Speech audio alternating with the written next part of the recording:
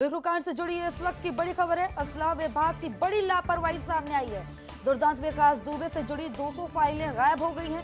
असलाह विभाग से 200 असलाह की फाइलें गायब मिली हैं। विकास दुबे और उसके गुर्गों की असलाह फाइलें गायब मिली हैं। पूर्व असलाह बाबू विजय रावत के खिलाफ मुकदमा भी दर्ज हुआ है।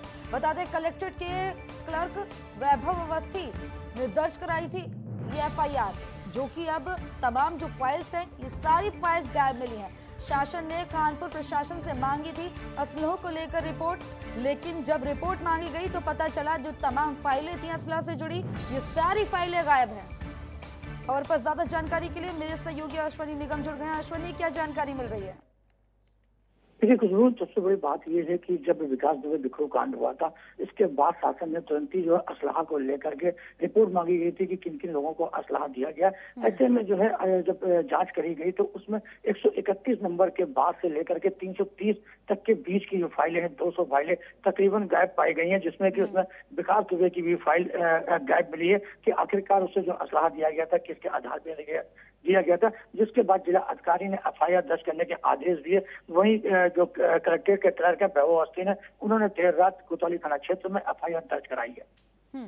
अश्विनी, इतनी बड़ी लापरवाही सामने आई है, इसके बाद क्या कदम उठाया जा रहा है? अब तक मामले में क्या कार्रवाई की गई है? देखिए कुछ सबसे पहले तो इस मामले में पहले भी कुछ समय पहले असलाह बाबू पे FIR दर्ज हो चुकी है इसी फाइलों को लेकर के।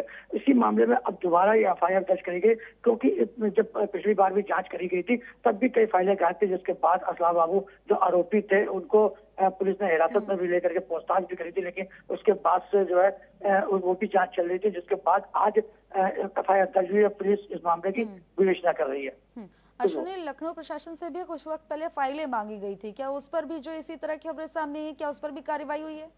क्या वो फाइलें मिली हैं? नहीं, अभी तक वो फाइलें नहीं मिली। मैंने बताया कि इससे पहले भी जब बिकरू कांड से पहले एक बार और असलाहों को लेकर के जांच करी गई थी, जिसमें कुछ फाइलें गायब पाई गई थी। उस मामले में भी जो आरोपी थे असलाह बाबू विजय रावत, उनके खिलाफ विरुद्ध कार्रवाई भी करी गई थी। अभी तक उस मामले की भी लेकर के जानकारी नहीं पुलिस जुटा पाई है, लेकिन ये मामला दूसरा निकल के आता है कि 200 फाइलें फिर गायब मिलती है। अश्विनी, साफ तौर पर ये देखा जा रहा है कि पूरा का पूरा जो है प्रशासन ही करप्ट नजर आ रहा है। जहां देखो, जो फाइल हो या जिस विभाग में देखो, सिर्फ और सिर्फ करप्शन नजर आ रहा है। बड़ी बड़ी लापरवाही नजर आ रही है।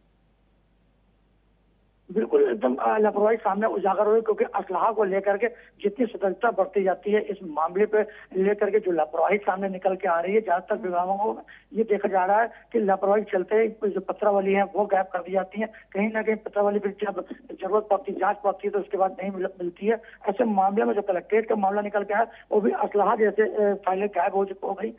इसके मामले को लेकर के बड़ी ही गंभीर बात है कि इस मामले में अपने जिला अधिकारी ने इसे संज्ञान में लेते हुए मुकदमा दर्ज करने के अश्विनी, कहीं जो ये फाइल जो गायब होने का मामला सामने आ रहा है, इसके बाद कहीं ना कहीं जो है बड़े चेहरों को छुपाने की कोशिश तो नहीं की जा रही कि नाम उजागर हो जाएंगे?